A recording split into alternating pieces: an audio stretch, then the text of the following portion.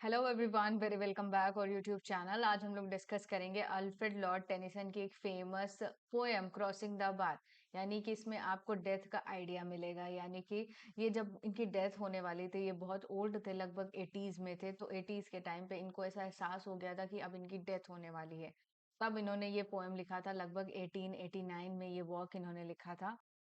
तो जब इंसान बूढ़ा हो रहा होता है और उसके अंदर इतनी एनर्जी नहीं रहती, तो उसको पता चल जाता है कि अब उसकी डेथ होने वाली है। तो उनका एक कहना था कि इनकी ये जो पोयम है क्रॉसिंग द बार, ये सबसे लास्ट में पब्लिश हो, क्योंकि इसमें बिल्कुल उन्होंने जो एक्सपीरियंस किया था डेथ को लेके, उनकी जो इच्छाएं थी कि उनके डेथ के बाद क्या हो और वो कैसा फील कर रहे हैं, वो सब कुछ उन्होंने इस पोएम में लिखा है। तो चलिए स्टार्ट करते हैं, line by line explain explain करेंगे इसको। इसमें राइमिंग स्कीम जो मिलेगी वो आपको ए बी की मिलेगी। ओके, तो ये ध्यान रखिएगा। और इसमें टिपिकल मेटाफर बहुत ज्यादा मिलेगा, मेटाफर, ये भी ध्यान रखिएगा। यूफेमिज्म मिलेगा, क्योंकि इसमें इन्होंने डेथ को बहुत ही लीनियंट साउंड दिया है, बहुत ज्यादा उसको ज्यादा टेंशन बनाया नहीं है। ठीक है, अब देखिए फर्स्ट लाइन यहाँ पे, sunset and evening star and one clear call for me. Sunset and evening star क्या है, मतलब सूरज डूब रहा है और रात होने वाली है। यानी कि अब ब्रिटेन में क्या है, वीनस दिखाई पड़ने लगता है रात में, वीनस प्लैनेट। तो उसी के बारे में बात किया है कि सूरज डूबने वाला है और रात होने वाली है।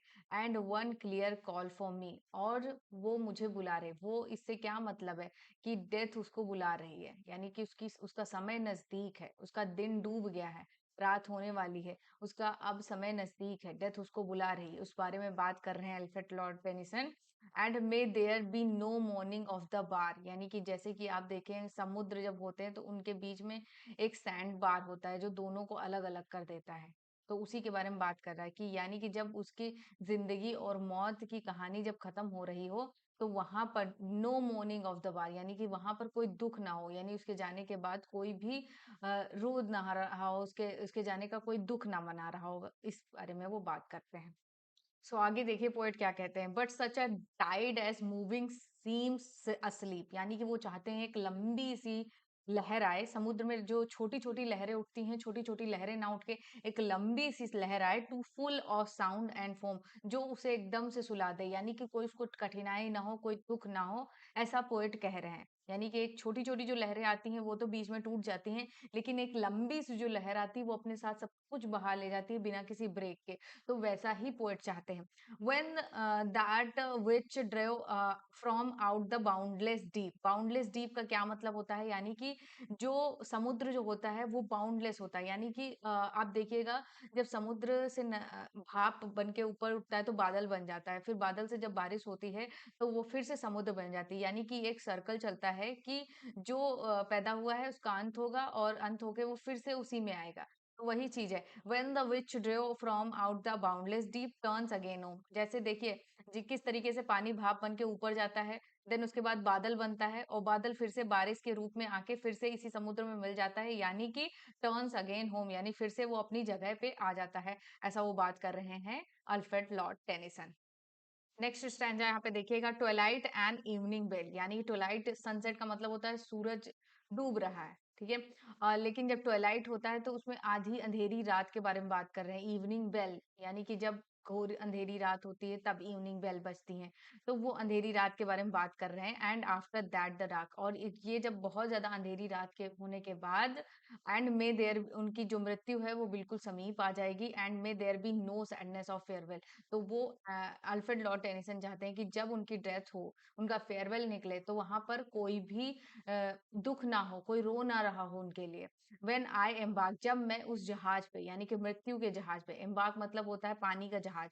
तो यानी कि यहाँ पे एक सिंबोलिज्म दिया गया है कि जब मैं मृत्यु के जहाज पे बैठूं, तो मेरे जो मुझसे प्यार करते हैं, जो यहाँ पे लोग हैं, वो मेरे फेयरवेल पे दुखी ना हो, मुझे मतलब खुशी खुशी विदा करें, ऐसा वो चाहते हैं।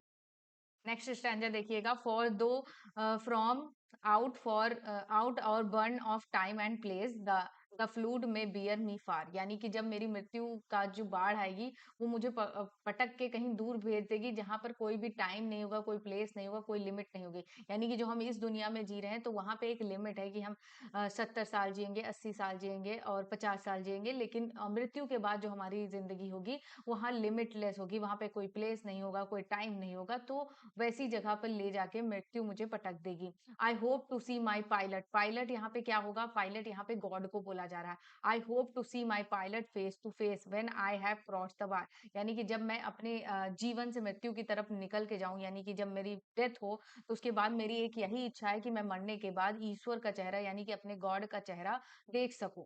ऐसा इनका मानना है, ऐसा ये चाहते हैं। इनकी ये आखिरी इच्छा समझ लीजिए। तो इस तरीके से हमारी इस पोएम का एंड होता है यहाँ पे। होप गाइस आप लोगों को पसंद आया होगा। बहुत ईज़ी लैंग्वेज में समझाया है। Thanks for watching. मिलते हैं नेक्स्ट वीडियो में। Bye bye.